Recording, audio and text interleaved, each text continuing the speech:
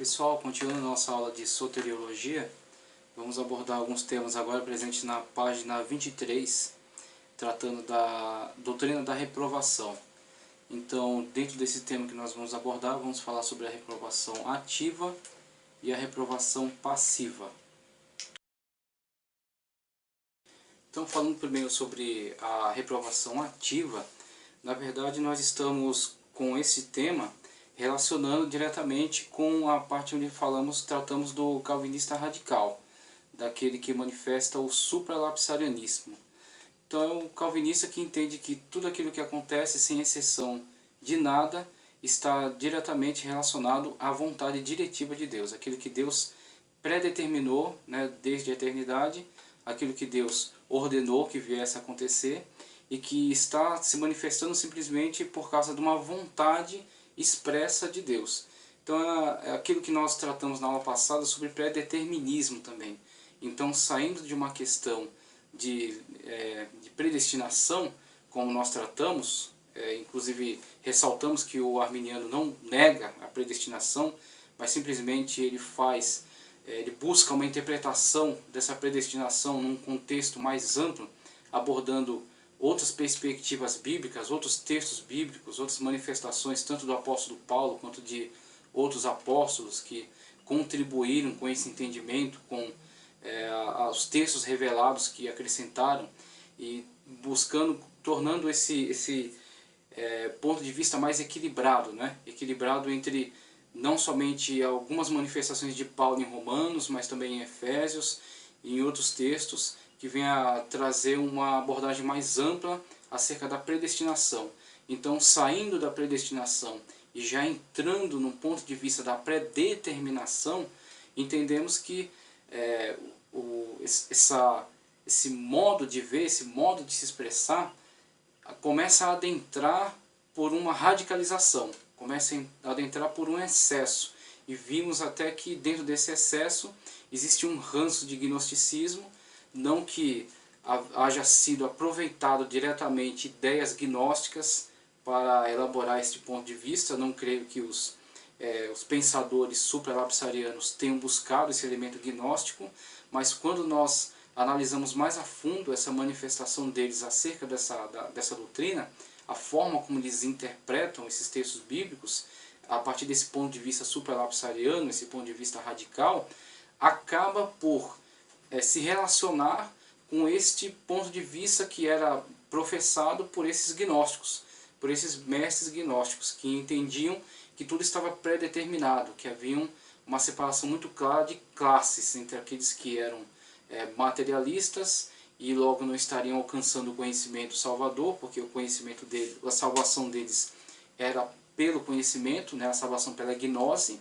do termo grego que vem significar conhecimento, e eles entendiam que havia uma divisão muito clara entre aqueles que nunca alcançariam esse conhecimento elevado, esse conhecimento místico, e logo ficariam reprovados dentro do plano material, e aquelas outras duas classes, aquele intermediário e os mais espirituais, que conseguiriam chegar até as profundezas do conhecimento divino e alcançariam sua salvação através disso.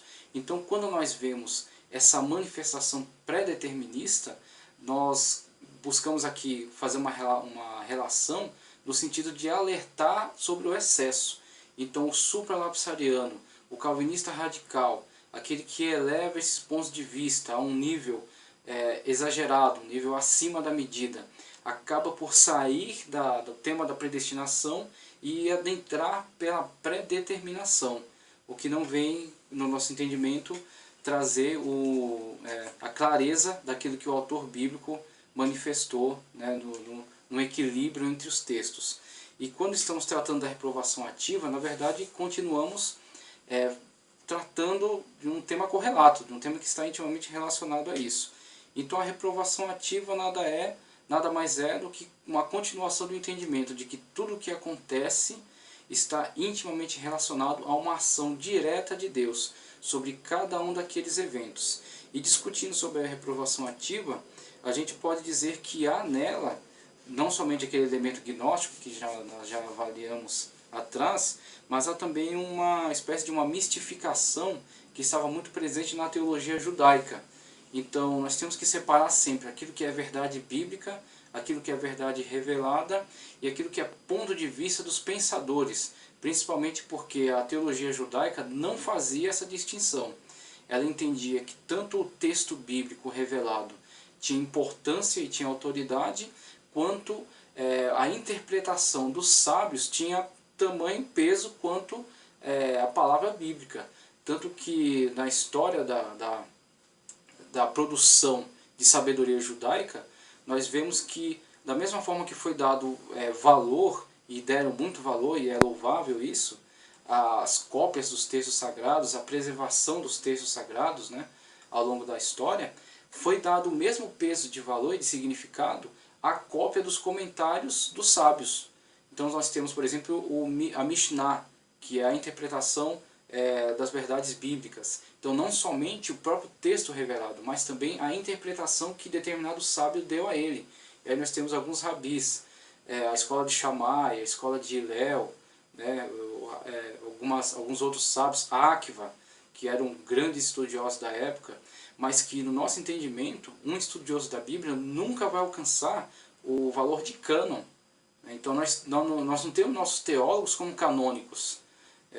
Os Stanley, M. Orton, Wayne Grudem e tantos outros aí, Champlin, nós não temos eles, por mais inteligentes que sejam e por mais que tenham chegado num conhecimento bíblico profundo, eles não se tornam canônicos por causa disso. Eles são pontos de vista que podem contribuir num esclarecimento de textos bíblicos, mas aquilo que eles falam não se torna uma verdade revelada, uma verdade absoluta.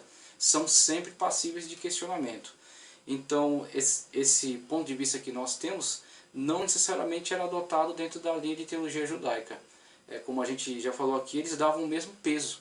Tanto que quando Cristo faz os seus primeiros pronunciamentos nos evangelhos, eles sempre ressaltam, assim como disse os antigos, né?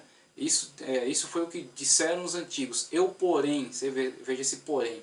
Esse porém faz um distanciamento, faz uma linha divisória entre aquilo que os antigos estavam dizendo e aquilo que ele estava afirmando a partir daquele momento. Ele, como Deus, estava afirmando a palavra sagrada, a revelação divina, diferenciando-se daquilo que diziam os antigos. Então os antigos falaram, por exemplo, acerca do talião, olho por olho, dente por dente. Cristo fala, isso disseram os antigos, eu porém vos digo, né? Se alguém agredir você, você não vai pagar na mesma moeda. Então, a partir desse posicionamento de Cristo, nós temos, isto aqui é revelado, isto aqui era humano. Então, olhando por esse prisma, por essa perspectiva, nós temos que fazer uma separação, por exemplo, entre aquilo que era a mistificação do pensamento judaico. Então essa mistificação levava a um entendimento de que tudo o que acontecesse na esfera da vida estava intimamente ligado a uma ação direta de Deus. Então o pensador judaico reinterpretava a história dessa forma. Aconteceu um terremoto, foi porque Deus causou esse terremoto. Alguém ficou doente, é porque Deus infringiu a ele essa doença. Tanto que quando os apóstolos se deparam com uma situação de um homem que era cego de nascença, a primeira pergunta que eles fazem para Cristo: quem pecou? Ele ou seus pais para que ele nascesse assim? E qual é a resposta que Cristo dá a esse pensamento judaico que eles estavam manifestando? Nem ele, nem os pais dele. Ou seja, isso que está presente aí é para que se manifeste através dele a glória de Deus. Nós vemos com isso que o próprio Cristo manifesta um pensamento que não coaduna com esse ponto de vista da reprovação ativa, com esse ponto de vista de que absolutamente tudo o que acontece está intimamente ligado à direção de Deus. Existem coisas que acontecem que não são a direção ou a vontade diretiva de Deus ou a ação direta de Deus, mas são efeitos colaterais. Por exemplo, efeitos colaterais do livre-arbítrio. Então há coisas que Deus de fato faz, interfere. Deus interfere na história. Há coisas que são de acordo com a vontade dele, a vontade diretiva. Mas existem situações também que estão dentro do plano da permissão dele. Então ele, como a gente já abordou na lição passada, na aula passada, Deus concede ao homem o livre-arbítrio, cria esse espaço de autolimitação por parte dele e liberdade para o homem. dentro desse espaço que foi concedido ao homem, existem atitudes que são de autoria dos homens, autoria da própria humanidade. Por essas atitudes, por esses atos, essas decisões, a humanidade vai arcar com as consequências. E dentro desse espaço existem situações que foram causadas não por Deus, mas foram causadas pelo homem, pela humanidade. Então a reprovação ativa nega isso, porque ela compartilha de um pensamento, uma mistificação judaica que entende que tudo, absolutamente tudo que acontece é uma ação direta de Deus. O que nós podemos ver através de alguns pensadores e principalmente através da verdade bíblica, né, daquilo que a Bíblia afirma, que isso não necessariamente acontece dessa forma. Existem coisas que são da vontade diretiva de Deus, mas existem coisas que acontecem dentro do plano da permissão de Deus e não são necessariamente a vontade dele, mas são consequências da manifestação do livre-arbítrio humano, que pode tender para o bem ou para o mal, né? Pode dar frutos de atitudes boas e louváveis, pelas quais ele receberá a sua recompensa, como podemos citar aqui Cornélio. Cornélio, dentro do espaço do livre-arbítrio que foi concedido por Deus, realizava boas obras. Era um centurião romano, não tinha contato com o Deus revelado, mas tinha uma inclinação boa, ele inclinou seu coração para o bem. Então ele respondia a essa liberdade que Deus dava a todos os seres humanos com boas ações, boas atitudes. E através disso Deus criou meios e situações para que ele tivesse um encontro com a graça salvadora. Porque mesmo que dentro do plano da graça comum ele já estivesse respondendo positivamente, obras não salvam. Que inclusive é algo que o arminianismo não pode ser jamais acusado, de alegar a salvação pelas obras. Então Deus criou situações para que Cornélio viesse a ter um encontro com a fé salvífica, um encontro com Cristo, que é o único que pode salvar. Agora isso acontece dentro de um plano de um plano de liberdade, de um plano de livre-arbítrio, é um plano de aceitação por parte do homem. Então nós vemos a partir daí o quê? Que essa reprovação ativa, que manifesta também esse ponto de vista relacionado com um calvinismo radical, um calvinismo supralapsariano, por mais que ele traga alguns conceitos que são verdadeiros, numa análise mais detida, mais ampla, nós vemos que existem alguns excessos. E esses excessos podem estar relacionados também a uma certa mistificação, como foi no caso da teologia judaica, que foi corrigida e tem que ser sempre corrigida, e necessariamente tem que ser corrigida também nesse entendimento aqui.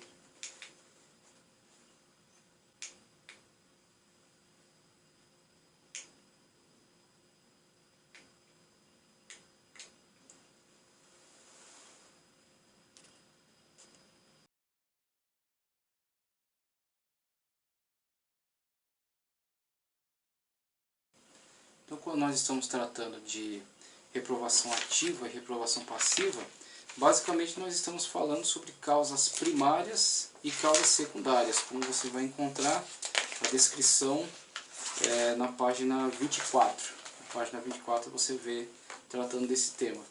E falando de causas primárias, nós estamos falando necessariamente sobre a reprovação ativa. Estamos falando sobre um tipo de entendimento da reprovação que está relacionado ao calvinismo supralapsariano, ao calvinismo radical.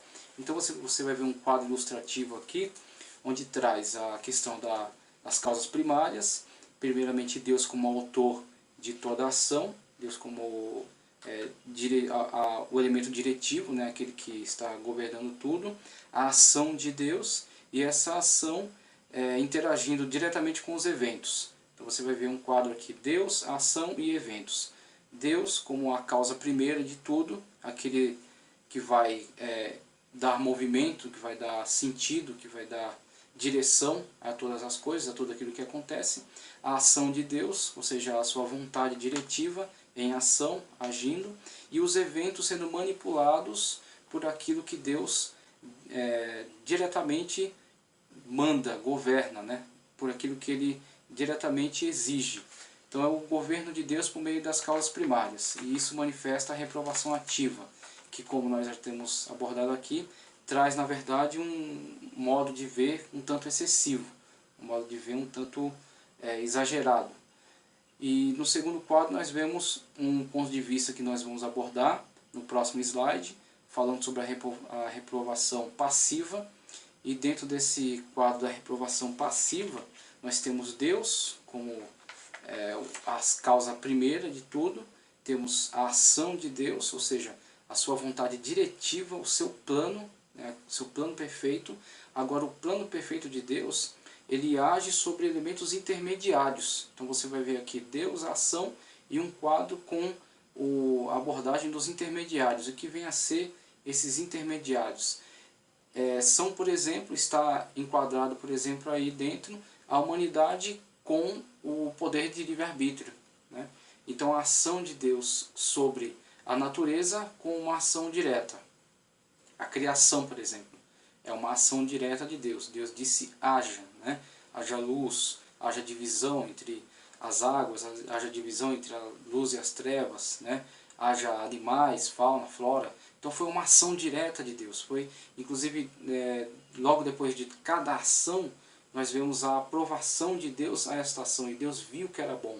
Porque aquilo que está debaixo da ação direta de Deus, aquilo que é fruto da sua vontade diretiva, é perfeito e é bom. Então, inclusive, nós vemos aí, e vamos abordar em outros temas, que através do livro de João, do Evangelho de João, nós entendemos que tudo foi criado pelo Verbo. Então, se tudo foi criado pelo Verbo, e sem ele nada do que foi feito se fez, tudo que foi criado é bom. E por quê? Porque foi criado por ele, uma ação diretiva dele. Agora, onde se encontra o mal dentro do plano da criação? Se encontra exatamente numa deturpação daquilo que é bom. Então, o mal não necessariamente ele é uma existência no plano da criação, mas ele é uma deturpação de algo que foi criado bom. Então, só trouxe isso como uma ilustração. Nas causas secundárias nós temos Deus como autor, sempre é o autor, é inegável de tudo. De Deus vem a ação, a vontade diretiva dele, a vontade perfeita dele, só que essa ação encontra intermediários. Então Deus age sobre esses intermediários, mas ao mesmo tempo que ele age sobre eles, ele dá também liberdade a eles. Existem coisas que são da ação diretiva de Deus, do governo de Deus, inclusive nós temos aí o plano da salvação, nós temos a revelação bíblica, profética, que vai se cumprir, independentemente da ação do homem, independentemente da recusa do homem, essa revelação profética vai se cumprir, o plano da salvação, o sacrifício de Cristo, né, a salvação daqueles que crerem, né, o juízo, né, do Apocalipse, virá também sobre uma ação livre do homem em recusar a Deus, virá juízo sobre isso. Tudo isso vai acontecer. Não escapa da ação diretiva de Deus. Só que entre essa ordem, essa ação diretiva de Deus e a realização, existem os intermediários com quem Deus está interagindo. Deus em momento algum é pego de surpresa ou é atrapalhado pelos intermediários, mesmo concedendo a eles liberdade. E é isso que nos surpreende mais em Deus. É que Deus não é pego de surpresa e os seus planos não são atrapalhados. Não são interrompidos ou alterados, mas se cumprem dentro da sua presciência, dentro daquilo que ele sabe desde a eternidade. E mesmo dando esse espaço de liberdade, ele governa tudo isso. Agora, governa de que forma? Governa através de ações diretivas, sim. A reprovação ativa não é totalmente falsa. Existem situações que são da direção, da ação direta de Deus, mas existem também ações que vão ser, como diz aqui esse segundo quadro, vão ser ações secundárias. Ou seja, a primeira ação de Deus criou o homem e a mulher perfeitos no paraíso, mas a partir do livre-arbítrio concedido a eles, veio a queda, veio a desobediência, o pecado. Consequência do pecado, a queda da humanidade, né? a degradação da humanidade. A degradação da humanidade não é ação direta de Deus, não foi desejo de Deus em nenhum momento. O desejo de Deus se manifestou no Éden, com o homem e a mulher perfeitos vivendo em harmonia. Mas a ação dos intermediários, deturpando a primeira ação perfeita de Deus, trouxe a degradação e a queda e o pecado. Então, aquela humanidade que cresceu dentro dessa consequência desse pecado, dessa ação desses intermediários, que vão se degradar e entrar numa situação de colapso, a tal ponto que Deus vai infligir o juízo do dilúvio, a ação, o modo de vida deles, as atitudes deles não foram dirigidas por Deus, não são vontade de Deus. Logo, não são da reprovação ativa, né? Não podem ser atribuídas a Deus, nunca foi vontade dele, mas sim ações secundárias, foram resultado da interferência sobre a vontade perfeita de Deus, aquilo que ele primeiro havia determinado. Ele determinou, ele realizou, ele deu ao homem a liberdade de fazer opções, das opções erradas que o homem fez, ou vieram as consequências. Quais são as consequências? Pecado e queda. Essas consequências não podem ser atribuídas a Deus, mas sim atribuídas ao agente intermediário, que interferiu nesse plano, interferiu nessa ação perfeita de Deus. Então,